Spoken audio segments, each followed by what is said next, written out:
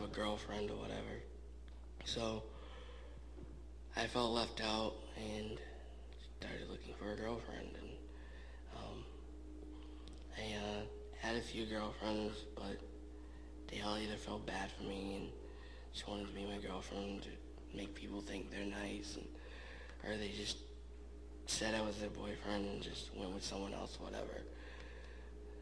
So then I went into high school, and during all these years of school, I was still having surgeries. I was missing, the most school I missed was probably 4 or 5 months, and then I'd have to have a tutor and get back up to it and everything. And high school was alright, and then I just got mistreated the same way, and I just kept telling myself it's normal, don't let it bother you, just get over it. But after so many years of people calling you names and saying you're stupid and you won't amount to anything in your life, it drills into your head eventually. So I got tired of being in East Bridgewater High School, and I transferred over to a private school in West Bridgewater at my church I was attending then. And it was alright, and until I realized how much harder it was than a public school.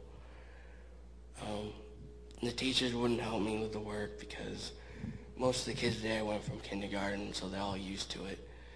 And they just told me just do it myself, and if I don't get it, then I'm not going to get it. So I repeated 11th grade 3 times there because it was so hard. I didn't understand it. And I would ask for tutors. I would ask for any help, but the teachers just said that I should be getting it by now. So I got tired of it, and they said I'm not going to keep repeating the same grade over and over again. So I dropped out of school and went to the community college and took GED courses, and then I took my GED test and I passed. And still having more surgeries, and eventually it started to almost, I don't know what the word is, but it would scar my memory basically, because I would sit there in class and I'd have a flashback of some surgery that I woke up in the middle of, or sometime I just woke up choking on the tube that they put on my throat, or when I had the anesthesia, it didn't agree with me, and I wouldn't fall asleep right away, and everything would just start spinning around, and people's voices would be muffled, and they'd be disfigured, so it would scare me to death. And I just got tired of it, but I knew I needed it. My parents kept saying that it's better for me. And before I went to the private school, when I was 8 years old, I guess, and my dad told me about Jesus Christ and how he died on the cross, and told the whole story to me. And I accepted Christ as my Savior, and I pretty much just lived the basic Christian boy attitude, and went to church and read my Bible and told people about Christ and everything like that. And I would do reports on the Bible and everything, and it'd be all in a public school, and people, of course, they didn't like it, but I didn't care. And then a few months before I went to the private school, my dad passed away in his sleep. Unexpectedly, we weren't expecting it at all, and he just went to bed one night. I can remember as if it was yesterday. I remember what we had for dinner and everything. We went to go eat dinner, and my dad wasn't hungry, said he was going to go lay down. And I remember going to bed, and then all of a sudden I just heard my mom crying, and I heard someone talking, and I woke up and saw my mom standing over me, and she told me that my dad passed away. And first I didn't believe her. I just sat there shocked. And then I saw people carrying my dad out of the house into the ambulance, and they said he had died a few hours before they could get there. So there was no chance in reviving him or whatever. So,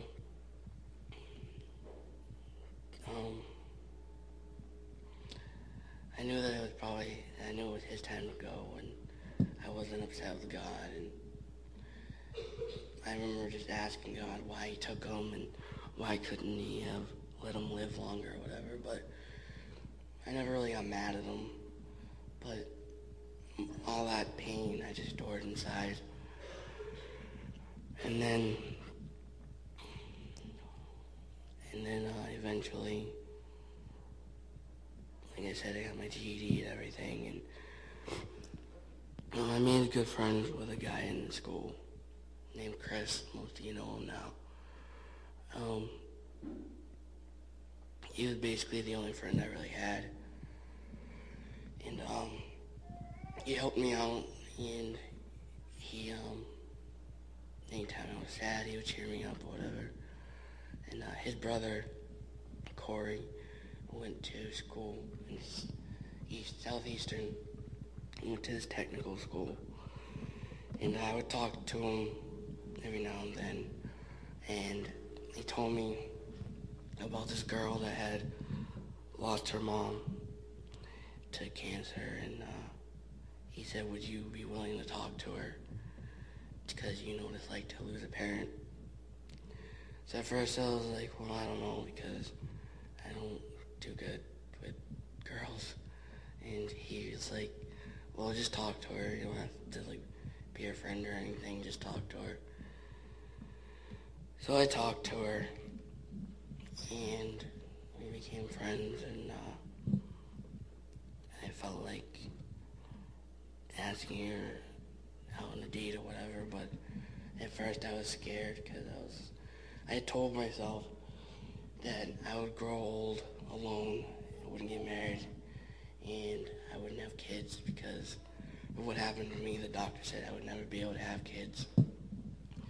So first I was just like, well, I'll just be her friend. So we talked for like a few months.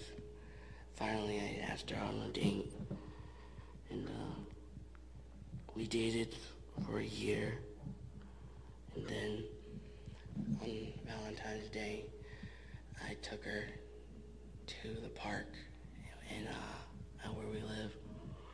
There was snow on the ground and everything, so it was kind of odd to bring her to a park during snow, but I was like, oh well. And I told her, I was like, yeah, we're going to eat some good food. Went to McDonald's. Got a few hamburgers and fries. And we went to the park, and she was cold, and I said, hold on, I'll get you a blanket.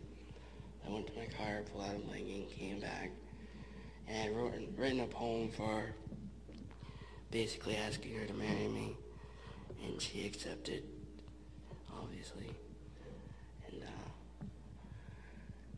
me and Shannon got married on September 10th, 2005.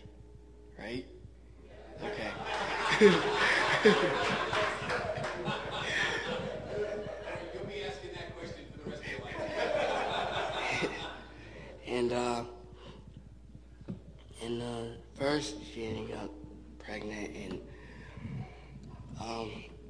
it was a miscarriage, and I started to blame it on myself, because I was like, well, it's my fault because I got burned and everything, and that's probably why the child died.